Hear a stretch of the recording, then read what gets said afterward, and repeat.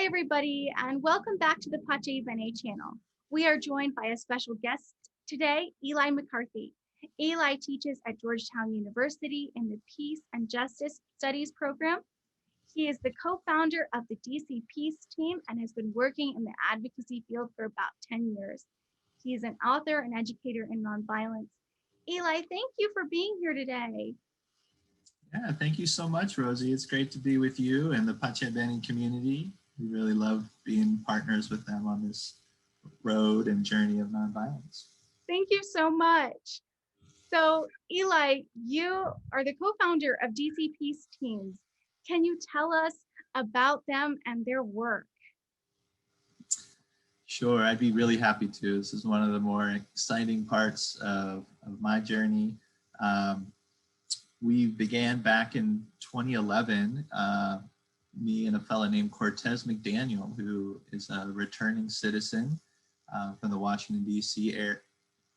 area. And we met through some common kind of direct service work and started to get to know each other. And he wanted to kind of learn a little more about this practice of unarmed protection. So we took some training together and he got really excited. He was like, you know, we need this in our communities here in DC. He grew up in some of the neighborhoods where there was some struggle and some violence, and he wanted to do something really constructive. So we started to take some more trainings together, and he got trained to lead some trainings. And he led us into one program early on called Safe Passage, which was helping kids in a couple neighborhoods get to school in the mornings and get home in the afternoon, where there had been a lot of fights or some shootings had occurred. So him and others from those neighborhoods would walk a certain route in the morning and afternoon, and we supported them, got volunteers, helped to resource it a little bit. And out of that, he took us to another place called Gallery Place, which was in kind of downtown DC, where some youth would sometimes get into fights, but police were also harassing youth.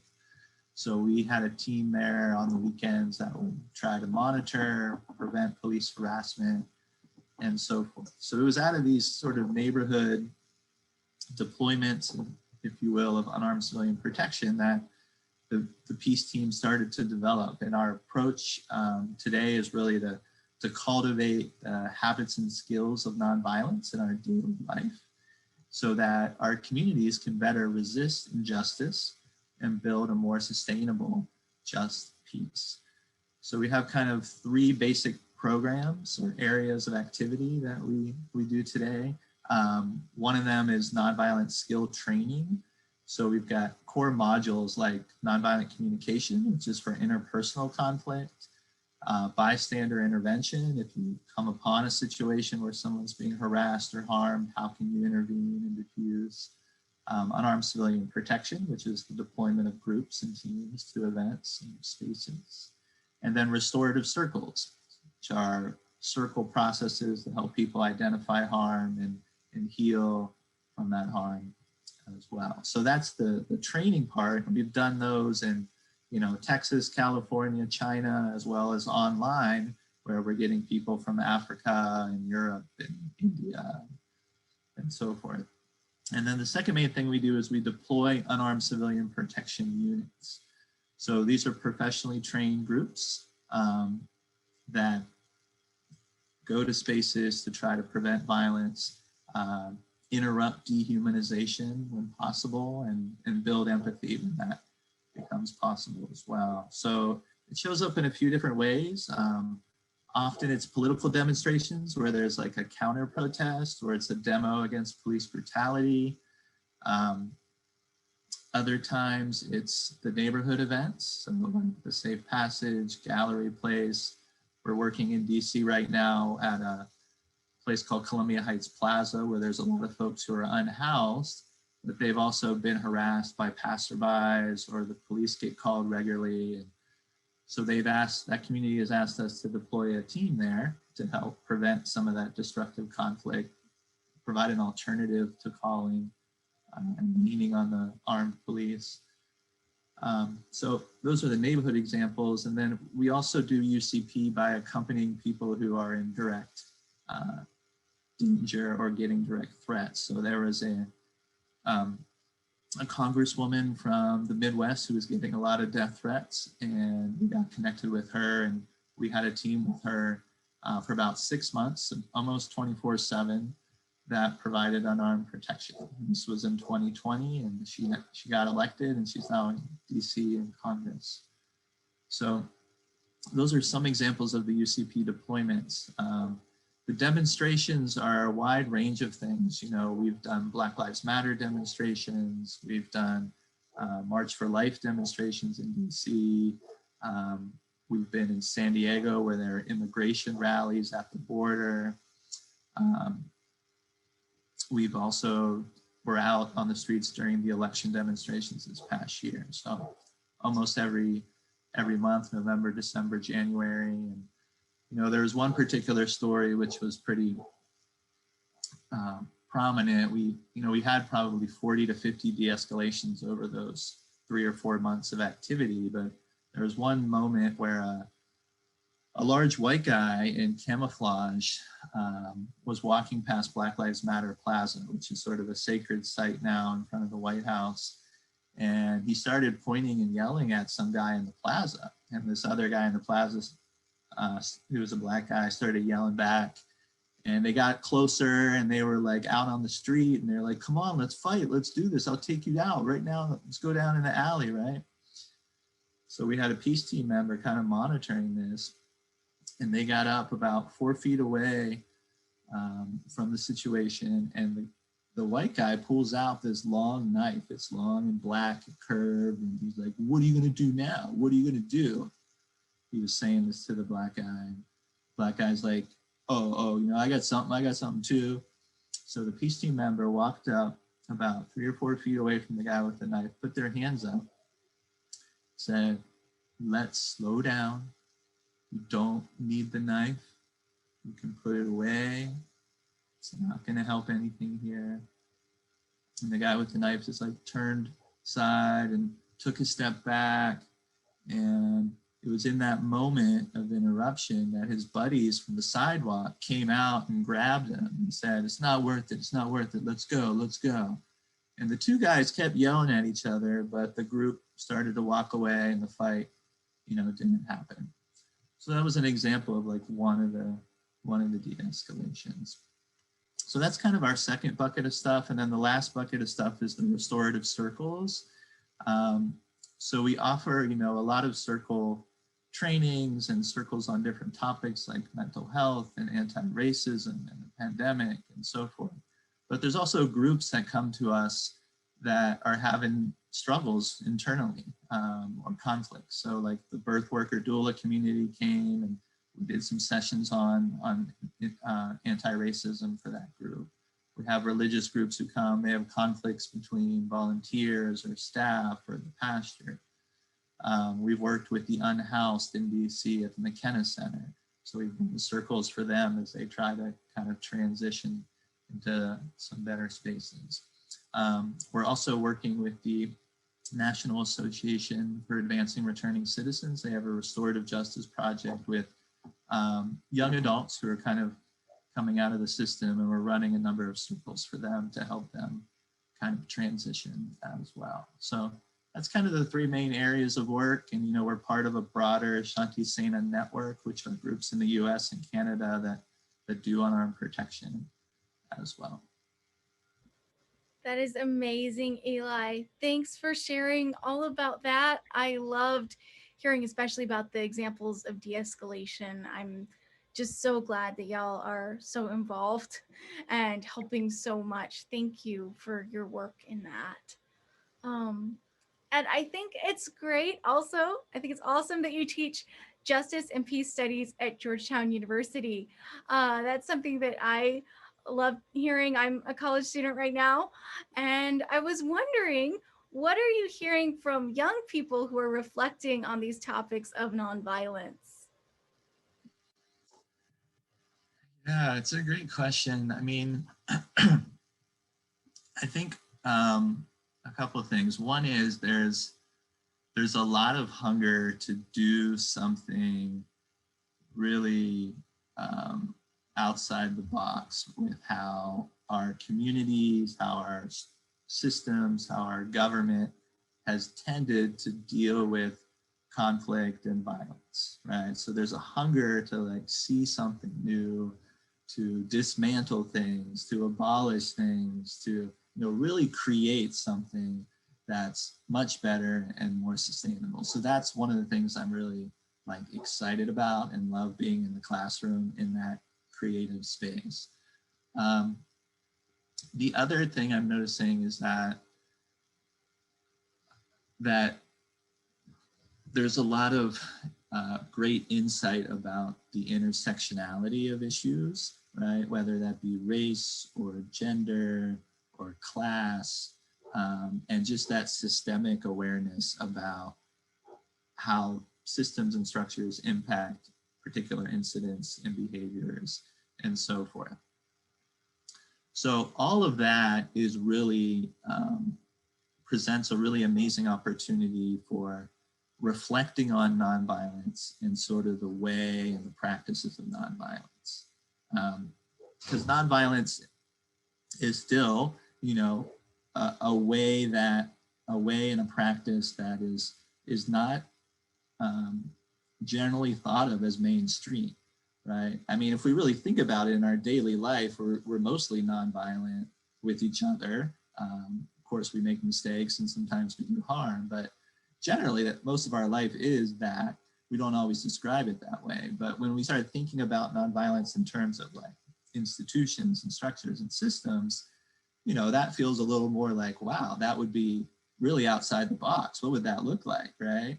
So I think that can help tap into that first thing that is coming a lot from the younger generation. And then the intersectionality piece, I think nonviolence really helps with as well. And it helps us to see the root causes of, systemic racism and, the public health crisis, for example, and how those are interconnected in terms of structural violence, cultural violence of racism, and, the direct violence that happens from whether people dying from a disease or from, police violence and so forth. So I think nonviolence can really help address those two kind of pieces.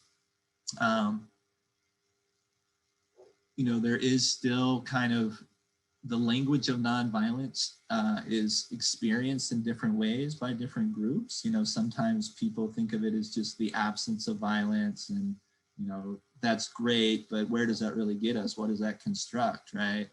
Or they think of it as like, something that comes from people who have a lot of privilege and they're telling oppressed groups that they can't resist, right? And that's, of course, something you would want to not have happen, right? You want to generate that resistance.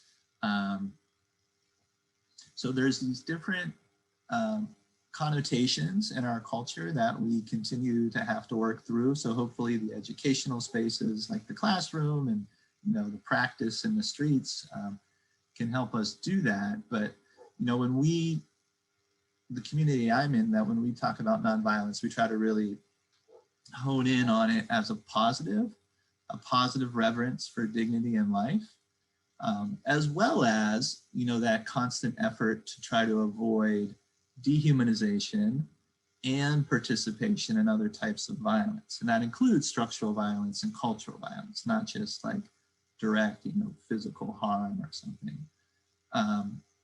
We certainly invite folks to think of it as a way of life, which is why the DC Peace Team's mission is about habits, cultivating habits, right? So that it can become a virtue, and then our imagination can be broader about what we can do in some really tough situations. And we've got hopefully a little better discipline. It's a power, it's a constructive force for addressing social justice, for breaking cycles of violence, for protecting people. It's also, there have been other scholars who've talked about it who write a lot about decolonization, and they talk about nonviolence as the path to decolonization, right? It's the path that helps us really upend those habits and patterns of dominating the other person or the other group. And, that's where this sort of creative space of like, what do we do when there's an oppressed group? How do they sort of get out of it and really like transform the thing in a more sustainable way? And that's, nonviolence is an invitation to transform those habits of domination and authoritarianism, and hence why some scholars call it the path to decolonization. So those are some aspects of nonviolence that, we've been working with. And so I think, the intersectionality and the desire to really think outside the box, and, particularly around the alternative community protection mechanisms that different cities are trying to create, and towns to sort of reimagine policing, so to speak. There's a lot of energy for that. And I think nonviolence, DC Peace Team, and some of these other things that are happening are really great opportunities to do some of that work. That's amazing. I love hearing that. That rings true with a lot of what I've seen as well. So that is great. Thank you for sharing. And then my last question is, what does nonviolence mean to you?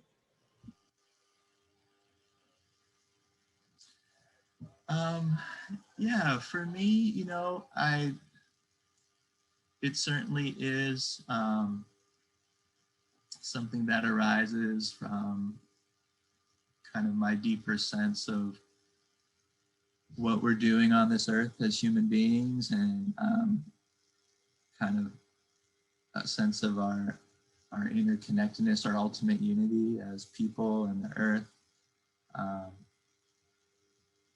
and that, it provides a horizon to really actualize the power of love, that sort of like deeper agape love that is really generous and ultimately transformative. So, this is why I try to describe it as a positive reverence for dignity in life, a way of life, a spirituality, a distinct virtue, and so forth. And that power of love and imagination and action, I think, is another really important aspect. Gandhi really helped us understand that nonviolence and truth are very much interrelated, that the way to really discover and unpack the truth about a situation or about our broader reality is to live in such a way that we're not destroying other people or other groups, because everyone sort of has this aspect of the truth to offer as we kind of search together. So I think that's a pretty critical aspect. And then, some of the things about the path to decolonization and the way to sustainable justice and a cross-cutting intersectional approach, I think are all important pieces. One of the big myths about nonviolence is that it's about backing away, or it's a lack of power, it's a lack of force. And I think that's really important to challenge that it is a power. It's whether you call it integrative power or the power of love and action, it has a power that can help us illuminate the dignity of people in a moment, help us transform systems.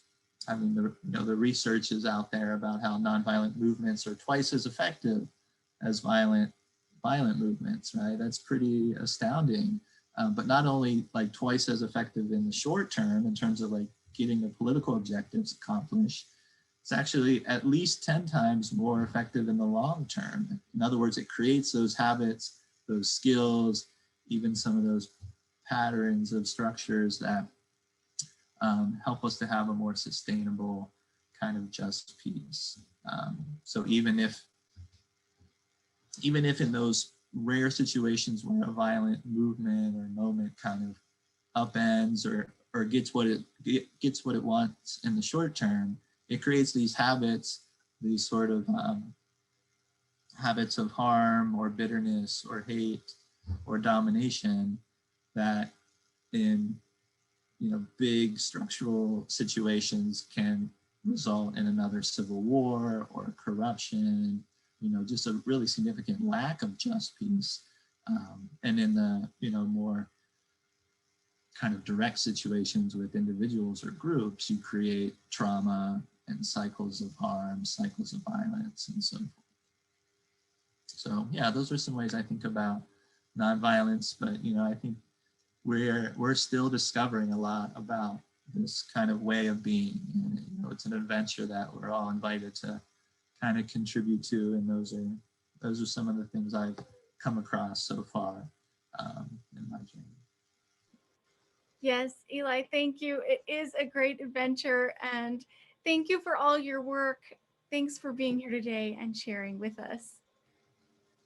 Thank you, Rosie. It's great to be with you, and keep up all the great work with Pache Bene. Appreciate Thank you.